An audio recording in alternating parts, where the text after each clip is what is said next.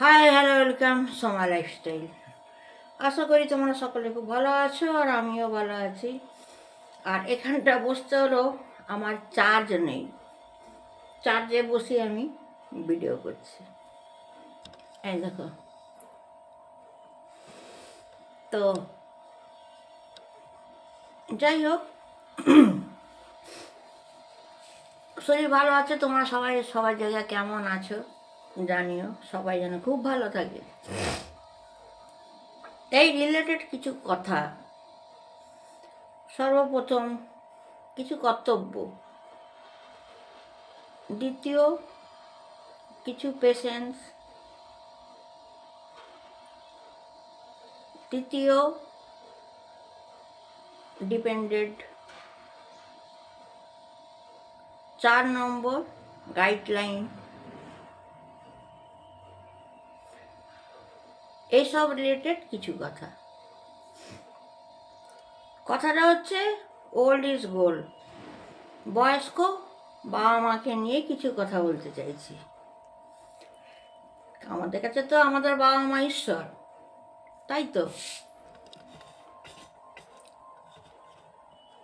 তো ঈশ্বর, আর যদিও ঈশ্বরের জন্য আমরা কি করতে পারি? তারা তখনই সব কিছু করতে পারবে যখন বাবা মারা সন্তানদের মানুষের মতন মানুষ তৈরি করবে, তাই তো, যেটা আমি বুঝি। এইবারে কি হয় না, মানুষের মতন হয়তো যারা মানুষ তৈরি আমরা হলাম, আমরা না একটা না তখন জালে পড়ে যাই। কেন বলো তো? দেখো, যারা গরিব ঘর থেকে বিলং করে, বাবা মা হয়তো পড়াতে পারেনি, তাদের জন্য সেই সন্তানরা কোনো জালে পড়েনি বা পড়বে না। কেন কি? ওরা তো পড়াশোনাই করেনি। কিন্তু যেই বাবা মারা সন্তানদের পড়াশোনা শিখিয়েছে, তারপর এই যে আমরা সন্তানরা আমরা জালে জড়িয়ে যাই। এবারে কি জাল? জালে জড়িয়ে যাওয়া মানে বাবা মাকে দেখা, ফ্যামিলি কেয়ার, বাবা মায়ের রোগ জ্বালা দেখা, বাবা মা কোথায় যাচ্ছে কলিংয়ে খবর নেওয়া, ভালো আছো কিনা, মাদের শরীর খারাপ বলে কলিংয়ে ডক্টরের সঙ্গে কন্ট্যাক্ট করা, সেটা ছেলে হোক বা মেয়ে হোক, বোধ বোধ ঠিক আছে। অনেক এমন এমন মানুষ আছে পৃথিবীতে না, গাড্ডায় পড়ে যায়, সমাজের কাছেও বা নিজের কাছেও। মানুষরা গাড্ডায় পড়ে যায় না, সন্তানরা বাবা মায়ের কাছে ওল্ড ইজ গোল্ড, তাদের কাছে সন্তানরা গাড্ডায় পড়ে যায়। এবার গাড্ডাটায় কেমন পড়ে সেটাও নিশ্চয়ই বোঝাতে হবে। ভাবো, আমাদের বাবা মাদের শরীর খারাপ, বা আমাদের বাবা মারা অনেক দূরে থাকে। আমি বেঙ্গলে আছি, আমার ভাই যেমন লন্ডনে আছে, বাবা লন্ডনেই আমার বাবা মা আছে, কিন্তু অসুস্থ। এবারে না কি হয়ে যায়, আমাদের না অনেক কিছু কথা চেপে যেতে হয়। কেন চেপে যেতে হয়?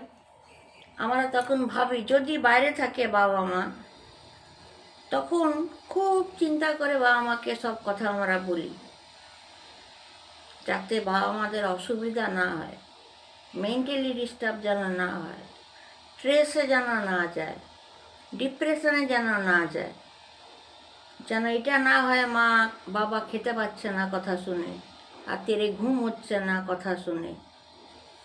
বিশাল বড় একটা দায়িত্বর মধ্যে আমরা পড়ে যাই। তখন বা কাছাকাছি আছে বাবা মা, তাও ওই একই দায়িত্ব। সাপোজ ভাবো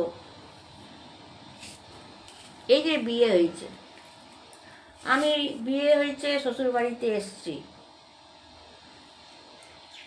বাবা আমার শ্বশুরবাড়িতে আমাকে বিশাল অত্যাচার করেছে, বিশাল অত্যাচার করেছে, কোনো লিমিট নেই। যদি দেখি আমার বাবা মা লন্ডনে আছে, তখন কিন্তু বাবা মা যখন কলিংয়ে জিজ্ঞেস করবে, আরে সোমা তুই ভালো আছিস তো, তখন কিন্তু যেহেতু লন্ডনে আছে লং ডিস্টেন্স, তখন 10% বলবো, ঠিক আছে, যেহেতু অনেক দূর, আমি হুট করে যেতে পারবো না, লক্ষ লক্ষ টাকা খরচা, তো যেহেতু যেতে পারবো না, লক্ষ লক্ষ টাকা খরচা, এবং যতক্ষণ যাব ততক্ষণে যদি বাবা মায়ের কিছু হয়ে গেল, সারা জীবনের আফসোস। এই একটা গেল লংয়ে। আবার হয়তো দেখো আমি বেঙ্গলে আছি, আমার বাবা মা হয়তো বিহারে আছে, উড়িষ্যায় আছে, পাঞ্জাবে আছে, ইন্ডিয়ার মধ্যেই আছে, কিন্তু সেই বাবা মা ফিট, তার কোনো রোগ জ্বালা নেই, তারা ঠিক। তাও যদি শ্বশুরবাড়ির ঘর যদি অত্যাচার করে না, তখন জিজ্ঞেস করে সোমা কী হয়েছে বল, ওখানে কি করি আমরা 30% বলি, 70% লুকিয়ে দিই। কেন? আরে বাবা, বাবা মা তো ফিট, কিন্তু আমার কথা শুনে যদি আনফিট হয়ে যায়, একটা প্রাণে ভয় থাকে। যেমন লন্ডনে বাবা মা অসুস্থ আছে, জিজ্ঞেস করলো 10%ও বলবো না, অত দূরে, স্ট্রেস, ডিপ্রেশন, অ্যাংজাইটি, খাবে না, ঘুমাবে না, সময় সময় করেই চিন্তা করবে, লক্ষ লক্ষ টাকা খরচা, টিকিটই এখন 60-70 হাজার টাকা করে ফ্লাইটের, আপ ডাউন, তাহলে ভাবো, ওর থেকেও বড় কথা টিকিটটার থেকেও যদি বাবা মাকে দেখতেই না পেলাম। আবার এইদিকে একই ব্যাপার, ইন্ডিয়ার মধ্যে আছে ফিট অ্যান্ড ফাইন, কিন্তু জিজ্ঞেস করলো, ওখানেও আমাদের প্রাণে ভয়, তখন না আমরা 30% বলি। কিছুতেই জানি না ছেলেরা কি করে, আমি নারী হয়ে বলছি, প্রাণে ভয় থাকে। কেউ হয়তো বলবে, ওই তোর বাবা মা তো অসুস্থ না, ফিট অ্যান্ড ফাইন, তো পুরোটা কেন বলিস নি? তখন তাকে আমি বলি, আমার বাবা মা আনফিট না, ফিট, কিন্তু আমার বলার পরে তো আনফিট হতে পারে, তাহলে আমি বলতে যাব কেন? যতটা আছে, আমি যতটা প্রয়োজন বোধ করব, এক শিক্ষিত বাবা মা পড়াশোনা শিখিয়েছে, ভালো জায়গায় বিয়ে দিয়েছে, যাতে বাবা মা আমার কথা শুনে, সেই ফিট অ্যান্ড ফাইন বাবা মা আমার কথা মতো না শুনে, শোনার পর আবার আনফিট না হয়ে যায়। দেখেছ আমাদের মেয়েদের প্রাণের ভয়। আমাদের না অনেক কিছু ত্যাগ করে দিতে হয়, ত্যাগ করে দিতে হয়। এগুলো এক্সাম্পল, যেমন বাবা মাদের ক্ষেত্রে বলছি, এবং বাবা মার সঙ্গে রিলেটেড বাবা মাদের জেনারেশনে, বাবা মাদের ভাই, মানে আমাদের কাকা বলো, মামা বলো, মায়ের তরফ থেকে মামা মাসি, বাবার তরফ থেকে কাকা জেঠু পিসি বলো, আমি দেখেছি, তাদেরকে আমি খারাপ বলবো না, তারা জাজমেন্টটাই না করে, যেমন একটা এক্সাম্পল না দিলে তোমরা বুঝবে না, বাবা মাদের জেনারেশনে ভাই বোনরা, তারা কিন্তু ভালো, কিন্তু কথাটা বলতেই জানে না, যে কথাটা আমি কি করে প্রেজেন্ট করব। প্রথম এটা দেখা উচিত। যদি বাবা মার ভাই বোনরা হয়, প্রত্যেক পৃথিবীর সব বাবা মায়ের কথা বলছি, তাদের বাবা মা আর তাদের ভাই বোন, আমাদের মামা কাকা। তো প্রথমে মানুষ কেমন এটা আইডেন্টিফাই করতে হবে, সন্তানরা কেমন জালে পড়ে। আমার এই মাসিটা কি খুব ভালো, আমার ওই মাসিটা কি খুব রাগী, আমার ওই কাকাটা খুব ফ্র্যাঙ্কলি, আমার ওই জেঠুটা গাল দেবে। তাহলে কি করতে হবে? যেমন মানুষ তাকে তেমন বলতে হবে। আমরা তো অসম্মান করতে পারবো না।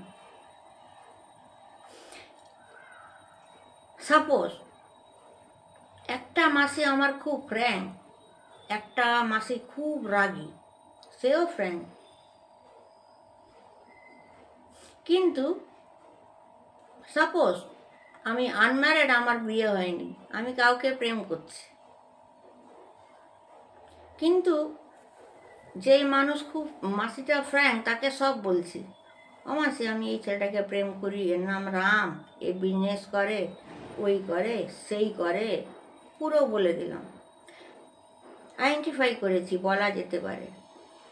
আরেক মাসি আবার খুব রাগী, কী রে সোমা, শুনলাম নাকি প্রেম করছিস, শুনলাম নাকি খুব ঘুরছিস। তখন সেই মাসিকে কি করে শান্ত করব?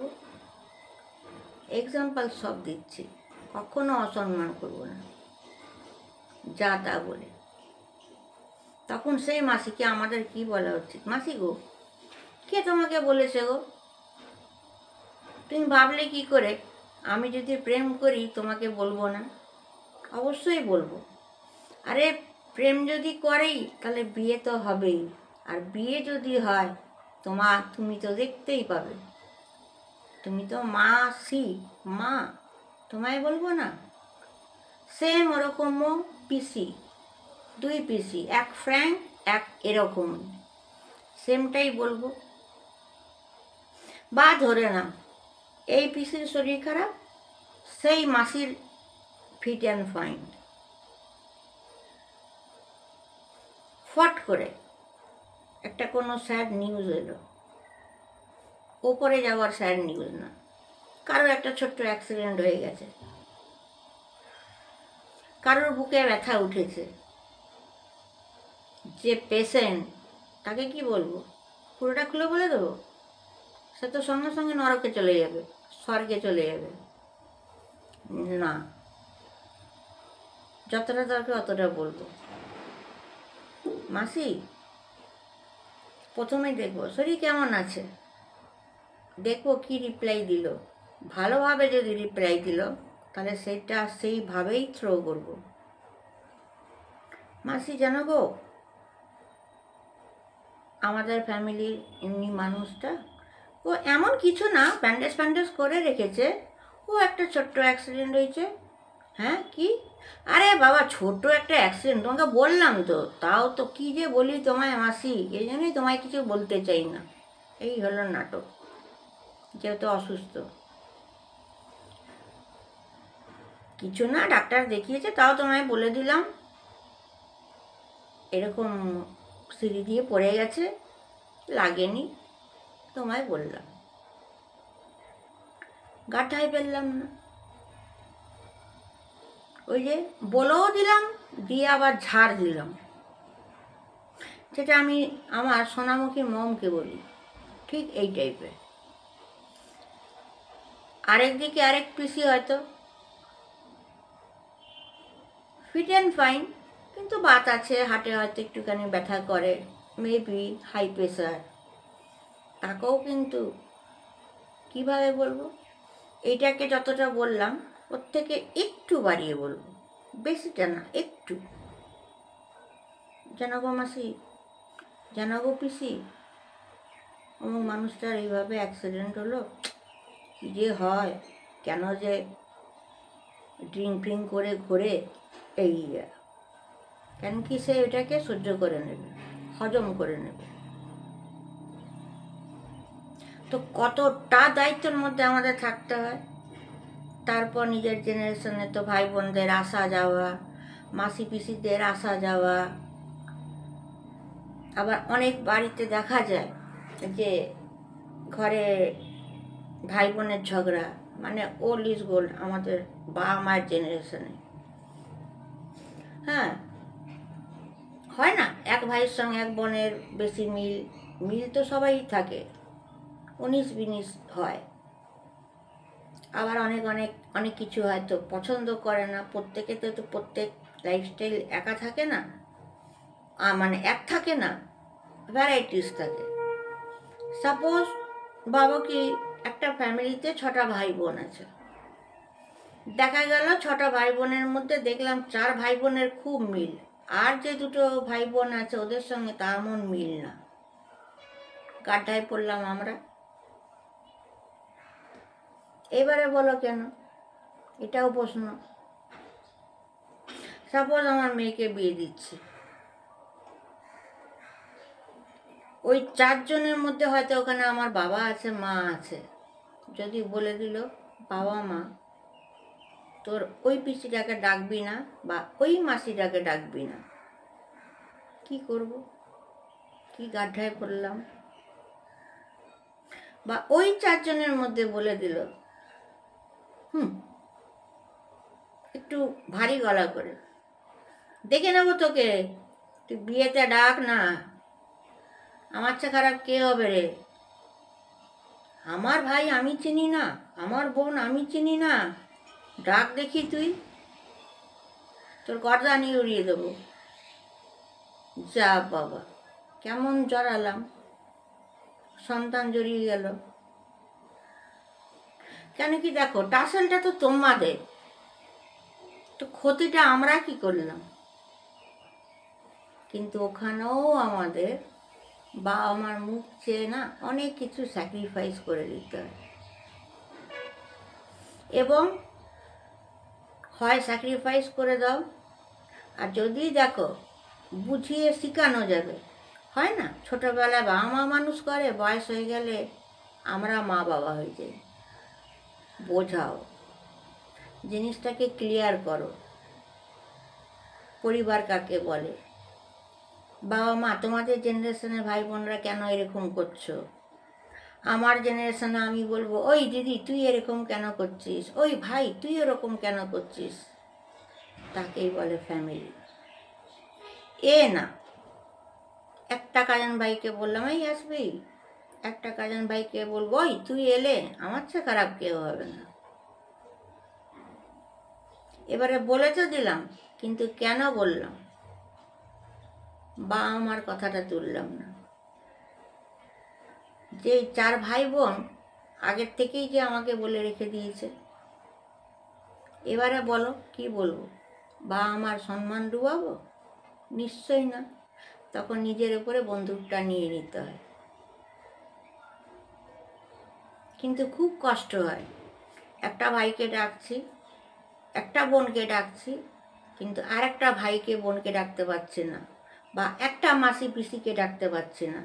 মানে যেটাতে ওরা অবজেকশন করবে, সেটা মাসি পিসি হতে পারে, ভাই আমাদের জেনারেশনের ভাই বোনও হতে পারে, কেউ হতে পারে। সমস্যাটা তোমাদের, ভুগতে হয় সন্তানদের। কিন্তু জানো কেন? এই যে আমরা নিজেরা মা, তো আমরা গাড্ডায় পড়ে যাই।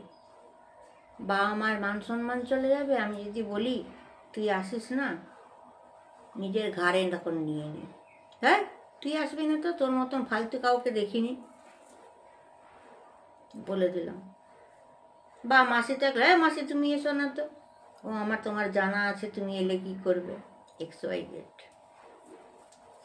তো আজকাল মানে আমি এটাই বলতে চাই, এখন বাস্তব দুনিয়া ওল্ড ইজ গোল্ড, আমাদের মা বাবাদের জেনারেশনের ভাই বোনরা, তাদের মধ্যে কি টাসেল হোক না হোক, সন্তানদের অনেক কিছু স্যাক্রিফাইস করে দিতে হয়। এবং আরেকটা করা যেতে পারে, যদি তাদেরকে শিক্ষা দেওয়া যেতে পারে। আমি অসম্মান করছি না, আঙুল তুলে দেখাতে হবে, না গো এটা এরকম না, এরকম কেন ভাবছো মা, কেন ভাবছো পিসি, কেন ভাবছো জেঠু? দেখো না, সব ঠিক হয়ে যাবে। জানি না, এইটুকুনি রাখলাম, বাদ বাকি পরে বলবো। লাইক, শেয়ার, কমেন্ট, সাবস্ক্রাইব করবে।